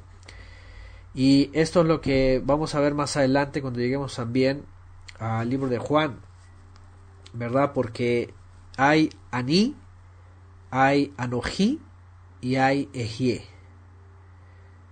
¿Qué les parece? Ani, Anoji y Ejie. Y eso lo vamos a ver más adelante porque esos textos donde aparece Yeshua diciendo yo soy el camino, o yo soy, o cuando aparecen los soldados y si yo soy, muchos creen que dijo en su correspondiente hebreo Ejie, porque en el griego traducen todo a una misma expresión, ego y mi. Ego y mi. Ego y mi en hebreo es ani, yo o yo soy. ¿Me entienden? Entonces aquí es donde vemos la gran diferencia en los textos y no caer en la confusión romana de que cuando dijo yo soy, ya todos creen que dijo Ejie o el Eterno, ¿verdad? Yo existo. No, simplemente dice yo soy, aquí estoy. ¿Me vas a arrestar? Yo soy el mero mero, el que estás buscando, aquí estás. Bueno, ya llegaremos ahí. Pero aquí dice Anoji, también es otra forma de decir yo soy el Elohim de Abraham, en este caso. Regularmente Ahí está, ego y mi en griego. Regularmente, cuando una persona dice yo soy, es Ani. ¿Ok? Ani, Antonio. Pero cuando aparece Anoji, es Elohim. ¿Ok? Anoji, Elohim, Abraham, Elohe Jacob, Elohe Isaac. ¿Me entienden? O Elohe Abraham, Elohe Isaac, Elohe Jacob. Anoji, él. Cuando dice Ani, yo, humano. Yo soy Antonio, y el Eterno dice Anoji, Elohe Abraham, Elohe Isaac, Elohe Jacob. Y ahí entiende Moshe entonces, ¿verdad? ¿Quién es? ¿Y de quién está hablando? Entonces es que se postra, ¿verdad? Y se cubre. Y no ve. No quiere ver. Dice en el 7, dijo luego el Eterno, vean, el Eterno. Es el ángel del Eterno acercando la voluntad del Eterno y manifestándose a este Moshe para hablar con él. Y dice, bien he visto la aflicción de tu pueblo que está en Egipto y he oído su clamor a causa de sus exactores, pues he conocido sus angustias y he descendido para librarlos de mano de los egipcios y sacarlos de aquella tierra a una tierra buena y ancha, a tierra que fluye leche y miel, a los lugares del cananeo, del eteo, del amorreo, del fereceo, del heveo, del jebuseo. El clamor pues de los Bené Israel ha subido delante de mí, también he visto la opresión con que los egipcios los oprimen. Ven por tanto ahora y te enviaré a Faraón para que saques de Misraim a mi pueblo, los hijos de Israel. Entonces Moshe, ¿qué dijo? Espérame, el tiempo, ¿verdad? Y aquí está, no voy a aumentar el tiempo. Ahí está. Entonces Moshe respondió a Elohim, ¿quién soy yo para que vaya a Faraón y saque de Misraim a los Bené Israel? ¿Quién soy yo? Aquí Moshe ya estaba preparado. ¿Quién soy yo? Por favor. Pero ¿quién soy yo? Yo no soy nadie. Soy un pastorcillo ahí, sirviente de Yitro, ministro de Madián, y apenas ando aquí con las ovejas, por aquí por allá, y las ando cuidando. ¿Quién soy yo? Ahí ya estaba preparado. ¿Ok?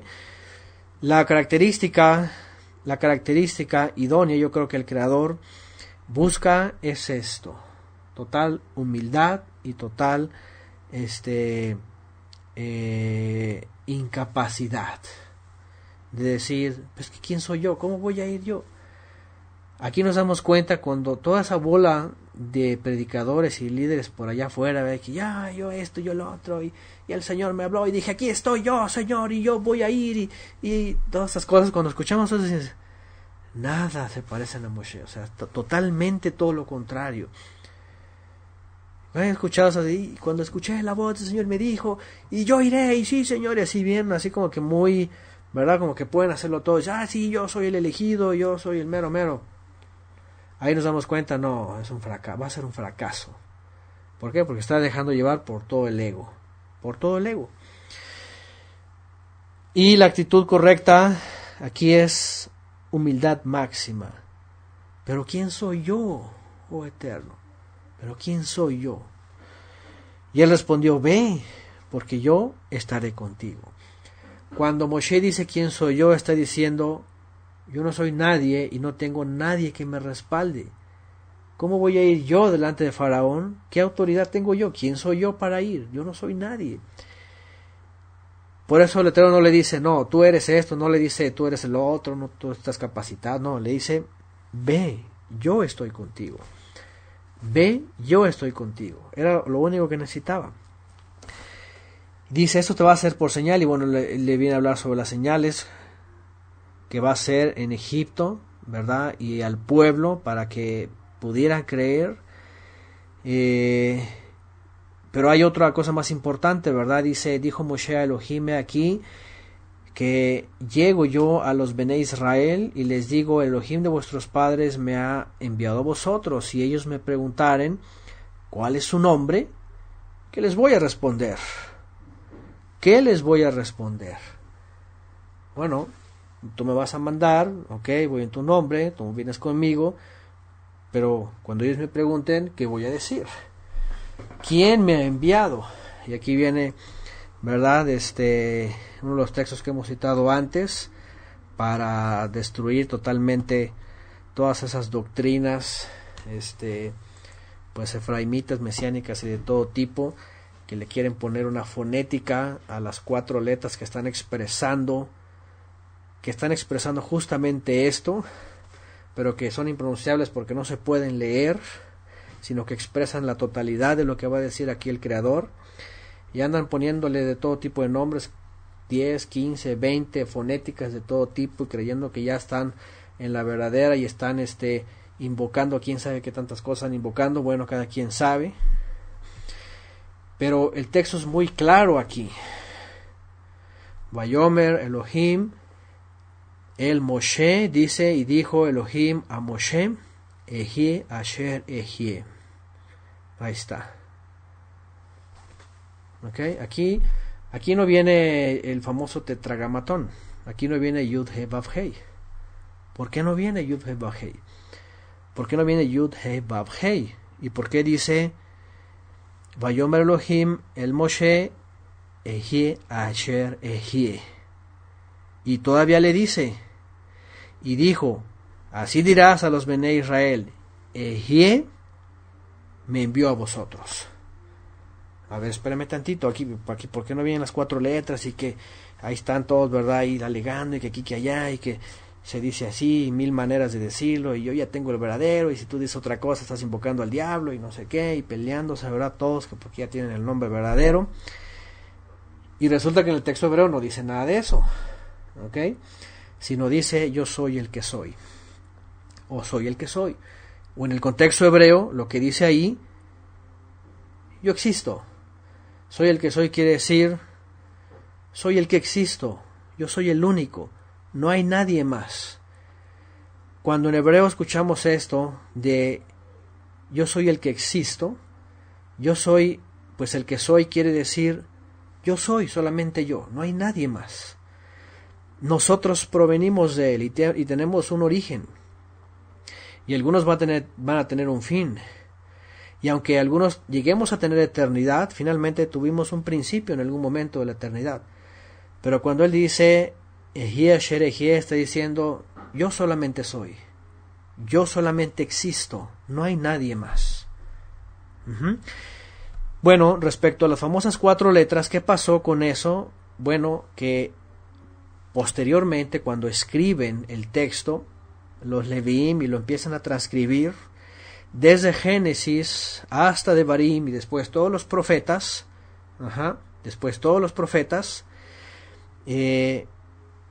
para no poner Ejie Asher Ejie en todo el texto y no profanar este nombre, porque Yeshua también les dijo, It Kadash Mecha, tu nombre sea apartado. De hecho, Yeshua no lo mencionó. Yeshua dijo, Avinu Sheba Shamayim, It Kadash Mecha, Tavo Malchuteja.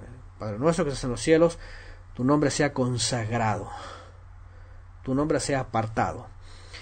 ¿Qué es lo que hicieron los Soferim? Lo que hicieron es, vamos a dejarlo aquí porque él se manifestó así se presentó, él es Ejie Asher Ejie, pero para no profanar su nombre por todos lados del texto, vamos a expresar lo que significa Ejie Asher Ejie, que es el que fue, el que es y el que siempre ha de ser, es decir, el Eterno. ¿Y cómo lo ponemos? Con 4 letras. Y ahí está un famoso canto, ¿verdad? Que lo expresa, Vehu Hayá, Vehu Jové, Vehu Yé. El que siempre ha existido, el que no tiene principio ni fin. ¿Ok? Eso significan las 4 letras. Y eso estarle poniendo vocales, y que la vocal esta, y que la otra, y que no, es que es así, y que un montón. Ya dimos una clase, los que quieran a extenderse en ese tema, está por favor la clase del nombre divino. El dogma o la doctrina del nombre divino mesiánico o de la restauración, y ahí van a ver que no solamente hay una propuesta, hay un montón de propuestas y siguen saliendo propuestas. De hecho, hay uno que dice que con todas las combinaciones de las vocales y las consonantes hay 256 formas de mencionar esas 4 letras. Imagínense. Entonces cada quien le ha puesto su forma. Cada quien. la que se le ocurre, poniéndole vocales, que las vocales de Elohim, de Adonai, que no sé qué, que las vocales de por aquí por allá, que las reglas gramaticales, que no sé qué. ¿Y qué es lo que dice la escritura? Que él se manifestó como Ehie Asher Ehie. El verbo hayá quiere decir seré, ser.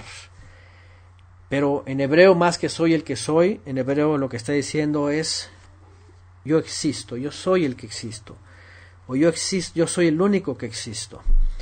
Y bueno, entonces a lo que voy pues es de que es muy claro el texto, incluso en el texto hebreo, ustedes vayan al texto hebreo y ahí van a ver que dice Ehie Asher Ehie. Así se manifiesta. Qué interesante, porque aquí comienza una nueva etapa de Israel. Fíjense, primero los patriarcas, el Todopoderoso sustentador. Después a los Bené Israel y a Moshe, yo soy el que soy, el eterno. Yo soy el único, yo existo siempre. Y cuando viene Mashiach, ¿cómo se manifiesta? ¿O cómo quiere que le llamemos? Avinu, nuestro Padre, ya es más íntimo. Primero es nuestro poderoso sustentador, nos ha sustentado, nos ha guardado, nos ha guiado, sí. Después venimos y lo creemos como Él es el único, el eterno, el que siempre ha existido. Pero después venimos y decimos, Él es nuestro Padre, Él es nuestro papá, papi. Abba, en arameo es Abba y en hebreo es Av. Y en plural para decir de nosotros es Avinu, nuestro Padre, nuestro Creador, nuestro sustentador, todo. El que nos da vida eterna y el que nos recibe en su amor. ¿Okay? Por eso vemos esas tres etapas, fíjense, qué interesantes. Fíjense, Abraham, ¿okay? Moshe, Yeshua. Abraham, Moshe, Yeshua. Elohim, El Shaddai, o El Shaddai, Ehie Asher Ehie, Avinu Sheba Shamayim. ¿Qué les parece? Nuestro Padre que estás en los cielos.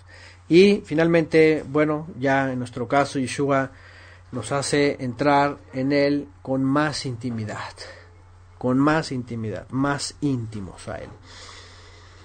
En el caso, obviamente, de Moshe, regresamos al texto, hay una forma para manifestárseles a ellos. Y de la forma que se le iba a recordar para siempre, para ellos. ¿Ok? Ahora, hay muchos textos, por ejemplo, con este nombre me recordaréis para siempre. Ya, cada quien pone el nombre con este, ya hay un montón de nombres de todo tipo y diciendo, este es el nombre para siempre. No, ¿cuál es el nombre para siempre? El que está apareciendo aquí. Pero, ahora, ¿para siempre de siempre? No, porque viene el Mashiach, Yeshua, y dice, ahora cuando busquen al Padre, al Creador, búsquenlo así, Avinu Sheba Shamayim, ¿me entienden? Bueno, entonces a lo que estoy hablando hay momentos en donde el Creador finalmente se manifiesta para hacer de sí a los suyos. Y en este caso, al principio fue El Shaddai, después Ehie Asher Ehie, y después Avinu Sheba Shamayim. Y por eso, por ejemplo, en las clases nosotros decimos el Eterno.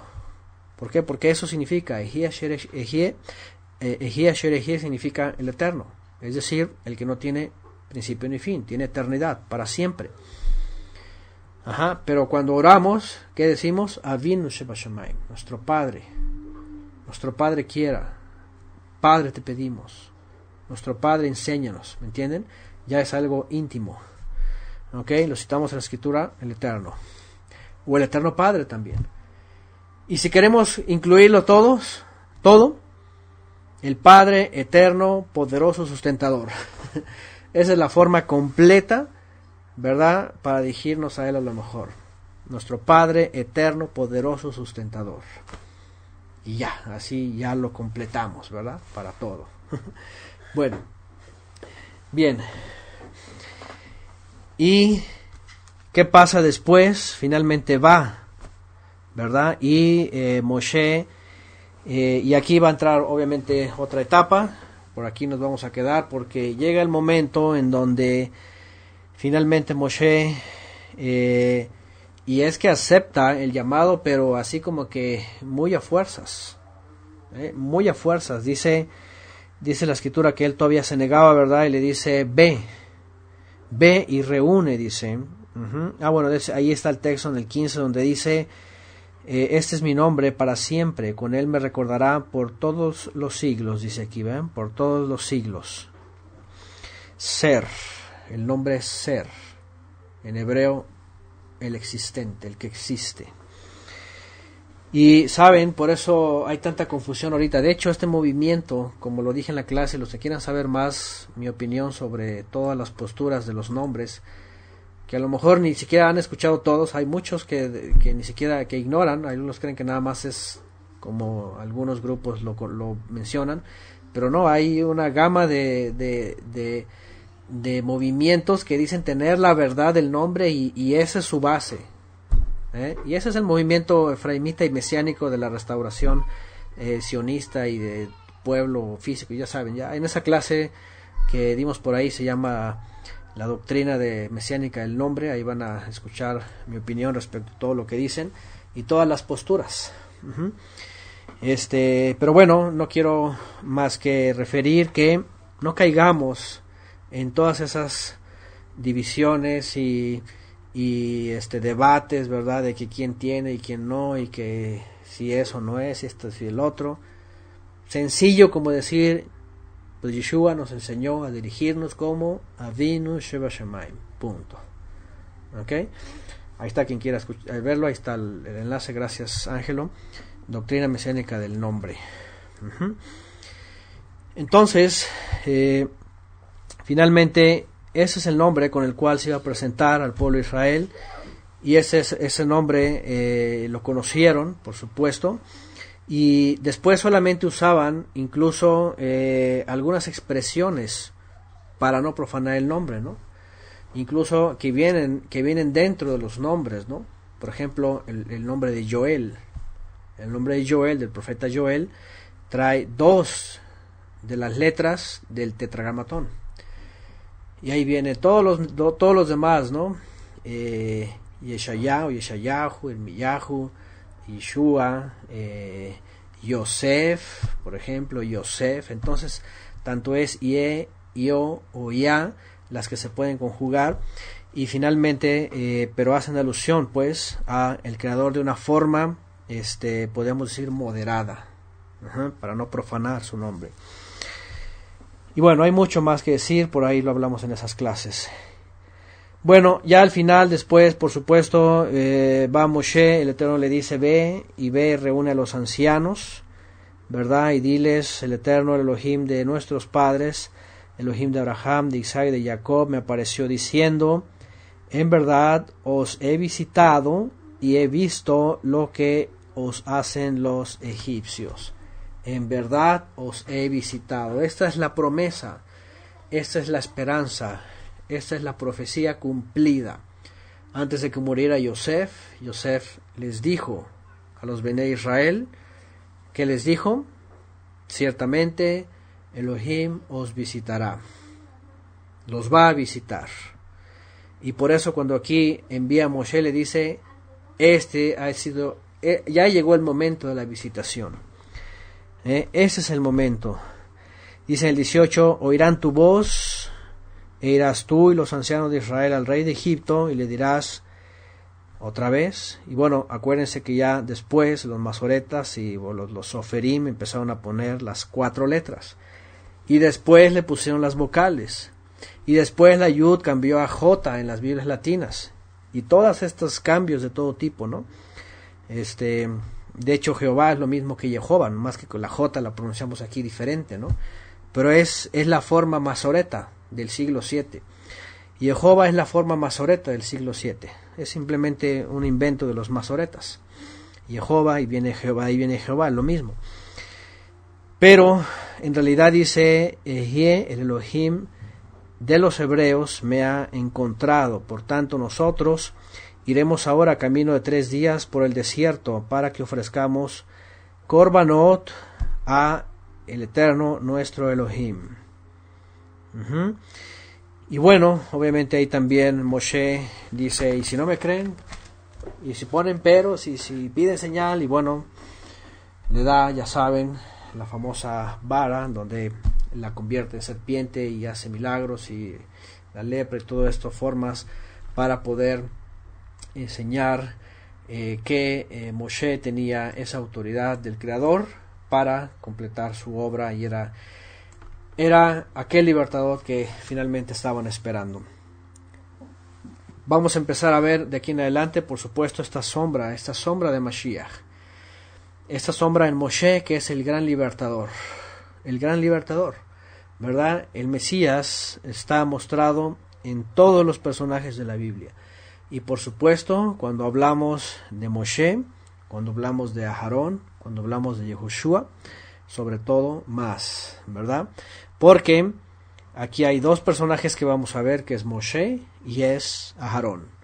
Uno, el gran libertador, y otro, el ministro, ¿verdad? Uno, el que guía, uno, el que enseña la palabra, uno que viene a mostrar al Creador, a mostrar su voluntad, que trae la autoridad y que dice, ya llegó el momento, es hora de salir. El gran libertador. En Yehoshua también, porque la obra que no completa a Moshe, entonces la viene a completar Yehoshua, y es el que introduce la tierra prometida. Vamos a ver también, cuando lleguemos ahí, las sombras que están del Mesías en estos otros personajes. Por ahora, estos puntos importantes aquí sobre el libro de Shemot, y una antesala para las clases de preparación para Pesaj. Aquí aprendimos bastante este sistema en todo el mundo, religioso o no religioso, político, laico y de todo tipo, filosófico y todo lo que sea, con un gran faraón que es Hasatán, gobernando con sus religiones y todo, y nosotros en un proceso de liberación, ¿verdad?